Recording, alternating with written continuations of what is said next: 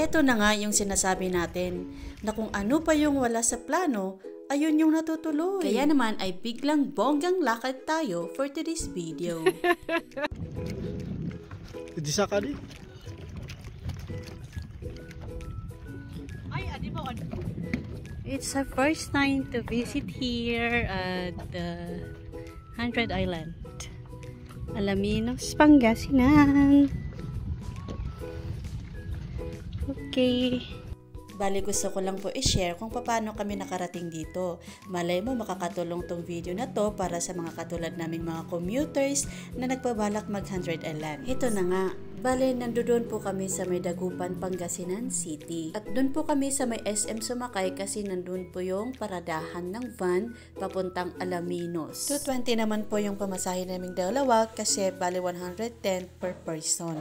And it took 1 hour and 30 minutes bago kami nakarating sa may Alaminos, Pangasinan. Bale, pagkarating nga po namin sa may babaan o sa may terminal ng van ay nandoon po yung mga tricycle. Kaya hindi po kami nahirapan na para ganun. Sumakay na nga kami ng tricycle at umabot ng 15 minutes bago kami nakarating sa kung saan kami magre-register at nagbangka. 100 pesos naman po pala yung bayad sa tricycle. Bale, pagkadating nga po namin ay ako na po yung nag-fill out ng mga forms at si partner naman po ang nakipag-negotiate, Charis. At ayun na nga, hinanapan nga po nila kami ng ID. Buti na lang po, dala-dala po namin yung mga IDs namin. Kaya sa mga nagbabalak dyan, don't forget your IDs, no? After registration and everything, ay dinala po kami sa aming bangka. Bali, yung binigay po sa amin ay good for 2 talaga. Pero, yung bayad po nun ay 1,400 pa rin. Yung 1,400 po kasi ay good for 5 packs na yun. Kaya mas maganda kung 5 na lang kayo para may ka-share, ganon. Meron din naman yung good for 10 packs, 20 packs, pero may kamahalan na yun. Kasama na po pala sa 1,400 yung bayad ng tour guide nyo. Pero, depende din po sa inyo kung gusto nyong mag-tip. Kasi, advisable po pala na dapat agahan nyo para naman po masulit nyo yung bangka nyo kasi hanggang 5 PM. Sabi nga po pala ni Kuya, yan daw yung Turtle Island at saka yung Crocodile Island.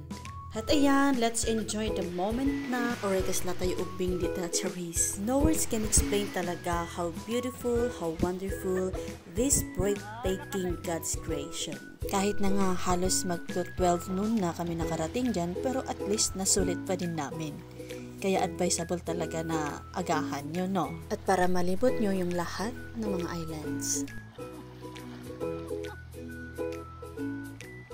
Alam mo yung balak namin mag-picture-picture lang, pero pagdating namin dito as in, mamamangka ka talaga at mapapaswimming pa. Yun na nga lang yung outfit natin is medyo-medyo. Dapat pala nagdala ako ng 2-piece, no? Charis. Ayan, dito na po yung last island na nilibot namin.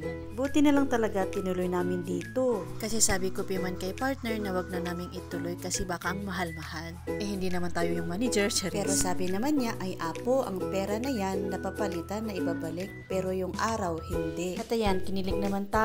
So ayun, we just enjoyed the moment together to the fullest. Thank you for watching. Orekas latte agraraman, Charis. God bless. Ay, here na. No! Huwag kang, dyan.